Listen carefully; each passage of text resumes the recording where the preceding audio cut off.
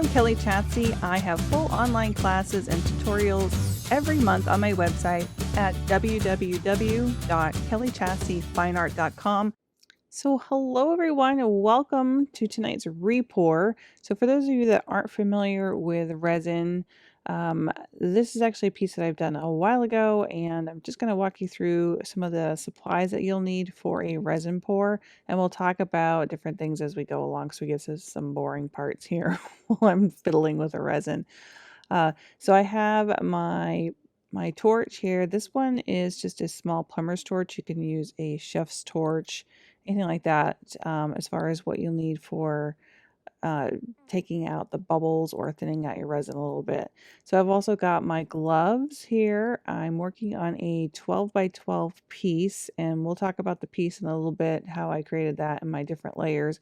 I'm just making sure my torch is full. It does have a butane. You saw a little fire there, a little blowtorch going. I'm not going to be using the aluminum tape tonight, but I am using this block. I've already pre-sanded. As I said, I have my gloves. I've got some glitter, or it's actually jacquard powdered pigments I'm going to put in here. I've got my resin. I've got my stir stick. And I'm going to stir this off camera for 3 minutes so we can get it going. And this is the 12 by 12 piece that I did. You can see I've got some dimples in there. I didn't put enough resin on there. And I've already re-sanded it, so it's already... you can see that it's fairly dull. So I'll just show you. I just take a block and I very lightly sand it. It's a very, not a coarse sandpaper. It's a very fine grit sandpaper block.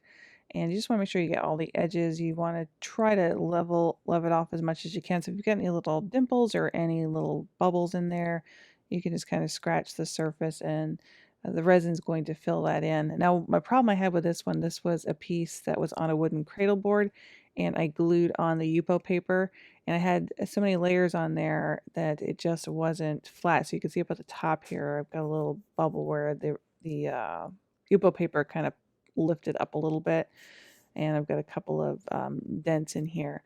So this one already has just one coat of resin on it. With some of these ones that you're building up layers, you might find that you have to do a couple of coats anyway. So that's what I'm doing with this one. So I have just a little pump bottle. These are really cool. I'll give you guys a link to this. It's got rubbing alcohol in it, and I'm just cleaning this off with a lint-free cloth just to get the dust from the sanding off of there. You want to make sure you don't use water for that, because if you use water and you're pouring your resin on, if any of it's already wet, you will have an issue with your resin. So we're not actually going to go into how I mix the resin, all that stuff tonight. We're just going to basically go over how I sand it and how I do the re-pour. So very important to clean off your piece when you're done. You can see when I wet that, it actually picks up a little bit of the shine. So you might panic. I'm sorry I didn't have this piece shown to you before with the shine, because I had already sanded it a little bit ago. And I didn't capture the gloss finish for you, so you can see how it's kind of scary when you first do this, because you've got this beautiful shine and then you're taking sandpaper and you're scratching it all up, and it looks very cloudy once you've scratched it up. So don't panic, because when you re-pour your resin, it is liquid clear again. So it's beautiful. So I am using my new cups that I got. You guys see that? My silicone kit that I have. I did do a YouTube video. This kit, this is the first time I'm using it, and I'm using my little rubber spatula and my small 3.4 ounce cup. And I'm trying to do a very small pour, because I'm doing it upstairs because it's in the evening. And so I don't want to overfill it. I've got a little tray underneath, but I don't really have an area that if this pours off, that I don't want to get that on my desk. So I've got a little tray underneath here, so it's going to capture if any of the resin spills over. But that's why I'm only doing a small amount. I have about 2 ounces of resin in here. So I don't know if this is going to completely cover it tonight, because I have quite a few layers on there, and that Yupo paper was lifted up, and I've got paint on there. I actually used some of the unicorn spit on this one. It's really cool. I did it all the way around, so you can see that nice gold shine on there. And I'm not using aluminum tape tonight for my resin, because I don't want to peel any of that paint off, because aluminum tape is super, super sticky, and that will pull some of the paint right off sometimes. So I'm just going to use a regular old frog tape for this, and hope that the resin doesn't seep down under. So I'm going to go ahead off camera and just tape this all up for you, so you don't have to watch me struggle with my tape and trying to hold this up. So I'm going to go ahead and do that, and I'll be right back with this all taped up. So while I'm taping up, why don't you guys go ahead and click that little bell so you get your notifications whenever I have a new video out. All right, so I'm almost done. I've got all 4 sides done up, and you can see here I have a little bit of a lip, so I like to make sure that is on there really good and then fold that back down on the bottom, and that way I don't have to worry about the resin seeping underneath because I painted the back side of this gold too. You can see a little bit of a shine that it's got. I'll just fold it over like a little present. So we have that done up. No, normally I would already have my tape on here from the first pour if I was going to redo something. So a lot of times you won't have to redo this part, but this one I had taken the tape off and I decided to paint the edges afterward, and then I knew I was going to be doing another pour on top. So that is why I was going to originally leave the sides of this just natural wood, but I like the way the gold was. I actually used the unicorn spit on that as well on the sides, and it was really pretty. So I'm just taking that tool and just, again, making sure that tape's down there really good. And I've got a little bit of a lip on this one, so I'm lifting it up. Now, if you've watched some of my other videos where I've used the aluminum tape onto the raw wood, I will sometimes purposely leave about a 1/4 inch up above with the aluminum tape on the top. And that's so I can do a nice thick pour. So if I wanted to do more of a resin topper on it rather than just a coating, where you can build up those layers and really create a nice resin dam on that. So that is also another video that I have up on YouTube where I did a resin dam. So you can check that one out as well if you want. Very important to get that tape on there really well because I don't want the resin to run over the sides. It's not a big deal if it does because I already have it painted, so I could always take the resin and brush it on the sides if I do get some drippings on there. And a question I get often is, what do you do if you do get alcohol ink on the side if you're working on your clay board or your aqua boards? Alcohol ink does not come off that wood. I've tried Dremel tools before, and it just seeps into that natural wood or that raw wood so deep that you'll end up making divots in your wood. So if you get alcohol ink on it, go with the flow. What I've done is I've just gone ahead and either finished the whole sides off with the alcohol ink and then did the resin, or I've painted with acrylic paints on the edges of that wood. So if you want to leave that natural wood, what I found really works well is you actually can do a coat, regular wood stain that you would use, and that will give it a little bit of a sheen to it, and that will protect your wood a little bit if you're using the alcohol inks, and it's more likely to be able to wipe off with just some alcohol, 91%, if you have the stain already on there, especially if it's a glossy stain, so it doesn't want to seep into the wood because it's got a nice seal on there. So that's a little trick that I've done. Now I am using a very light coat of resin on this. I will probably be doing another layer. So once again, I'm not too concerned with this particular pour not having any divots or bumps. And I'm doing it upstairs, as I said, and I have the heat rises up here, and we also have a fan that runs in the evening. So I'm just forewarning myself that I don't plan on having this to be a really smooth surface, but it's still the same process, and I wanted to show you the process. So I'll probably be doing another coat on this tomorrow. So what I'm doing here is I'm just taking my little tool that I got from my silicone kit and just using that to spread that very thin coat out. Now, normally if I'm doing a one pour, I want to make sure I've got enough resin and I don't go light with it. So you don't have to usually do a whole lot of this, moving the resin around quite as much when you have enough resin for your particular size canvas. It's not as challenging as what this is, but you might have to take your spreader or your hands to move the resin around.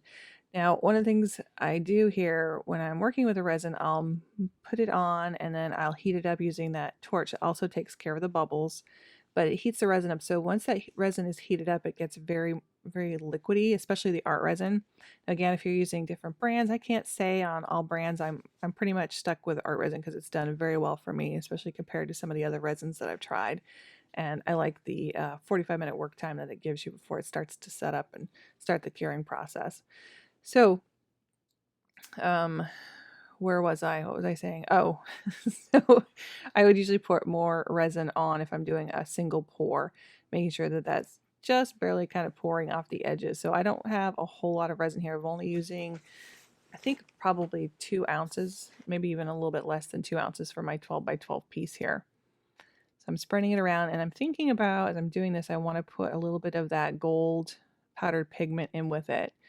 So I kind of bounced back and forth. I didn't want to mix it all in my resin because I didn't want it everywhere. So I'm going to sprinkle it on once I get my first layer of resin down, and then I'm going to take my brush and just kind of mix it in. Again, I know I'm going to do another coat of resin on top of this one because I've got my Yupo paper was pretty thick on this, so it stuck out a little bit too high. So I have to do, I did a very light coat the first time, a very light coat the second time, so the third coat should cover it. And again, I did very small amounts on the resin. I didn't do a heavy resin pour on this one. So another thing I could do, if I hadn't painted the edges, I could use that dam, and then I could have poured it all in and it would have been done.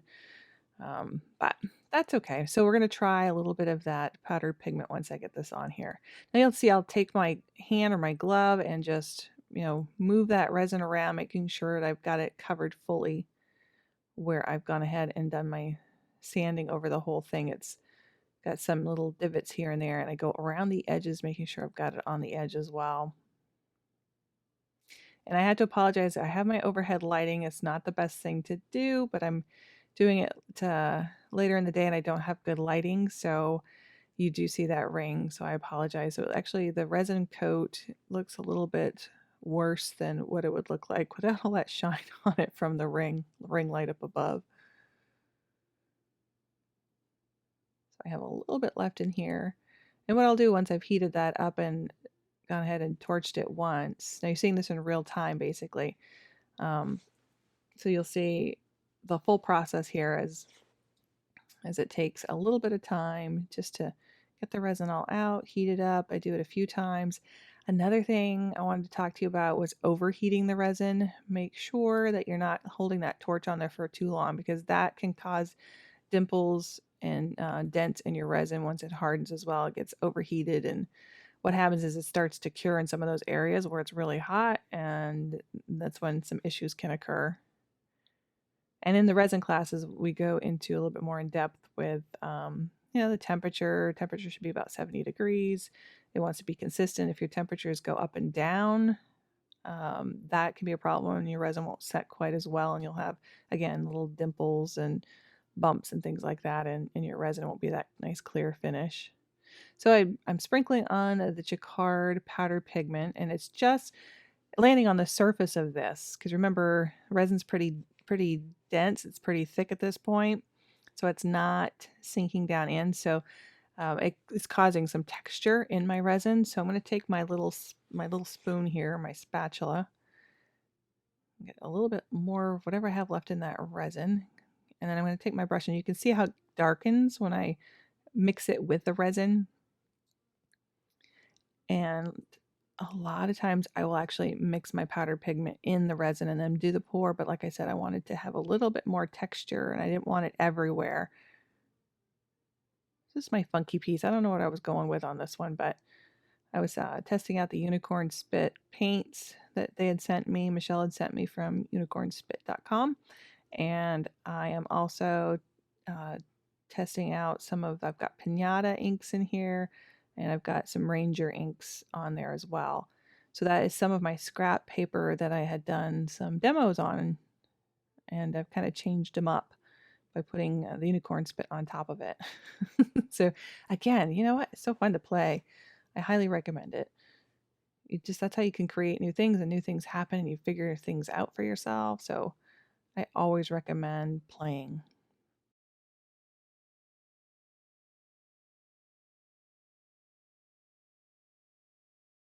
So now I'm just taking my blowtorch again, my mini blowtorch, plumber's torch actually, and just going through again and getting rid of some of those bubbles. And because I have, again, the powdered pigment in there, I've got some texture, I've got some moving. It's got to kind of settle a little bit. You can see some little ridges and dents in here. But it does settle a little bit later as this sits for a little bit more. And it's pretty cool in here, so I think the warmer it gets, the faster that resin cures. I do have my wood stove, and I told my husband to turn the heat up because I don't want my resin to not set correctly.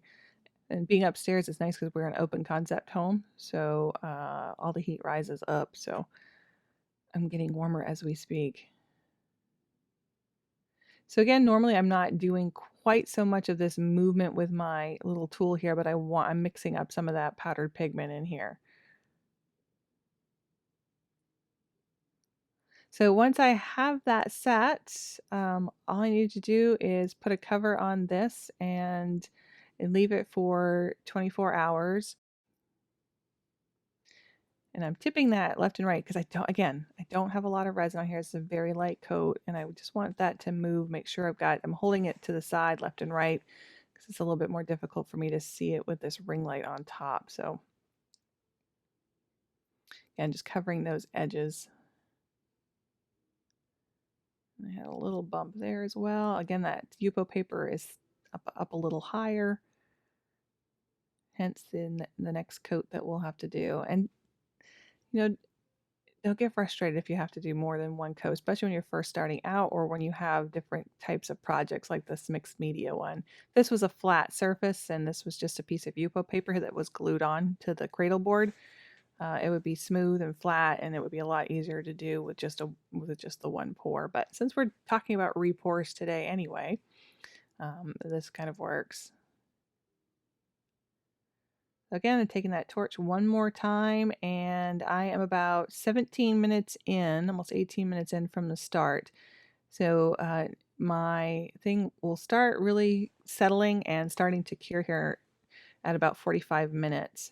So once that 15-20 minutes goes by, I really don't like to go back in and torch or take care of any bubbles much longer than that in my home here at 70 degrees. So because once it starts to cure and you start messing around with it, that's when you get, like I said, your little marks and dents in there. So, and I see a couple little things in here, so I'm just touching that up. You can also use a toothpick, but I don't have any up here with me, so I'm just using my finger. And you'll see when I touch it, it moves that resin and then creates a little bit of a dimple there, but that will smooth back out. So this is more of a close-up. I try to get it without that ring light showing. And again, I find a couple little spots here, so I'm just taking a little bit extra of the resin that I have in the cup, and I'm just pouring it onto those a couple of areas where I have a bit of an indentation. And I said before, I may have to do another coat on top of this only because that Yupo paper is still might be raised up in a couple areas. I'm not sure if I'm going to be able to get them all. So, and on the side, I'm making sure I've got a little spot here that I didn't quite get to. And I think that's pretty good. We'll see tomorrow. We'll check it out. If I need to do another coat, I will. So I hope you guys found this helpful. I hope you enjoyed it. And it's nice to be able to do this for you guys. And I love to answer questions, especially with resin. I know so many people have concern with resin. They don't dare do it. But my goodness, it does such a beautiful job making your piece really pop. So give it a try. Don't be afraid. Practice, practice, practice, and have fun with it. So if you guys liked this type of video or demo, kind of techniques and tips, leave me a comment below. Make sure to click that like button. Also wanted to mention that if you like my Facebook page and you tag me using my Facebook page on social media, I can share some of your artwork with my Instagram pages and here on YouTube. And I would love, love, love to see what you've accomplished. So I hope that you will join us on our new page in Facebook. It's going to be so much fun. We're going to be doing challenges every month, and we're going to start off this month with the color red, and we've already got over 100 members just in the first few days, and we're super excited watching what they're creating. So come on over and visit us or answer the questions that we've got on there, and we'll get you on board with us. So until next time, happy creating. Take care. Bye-bye.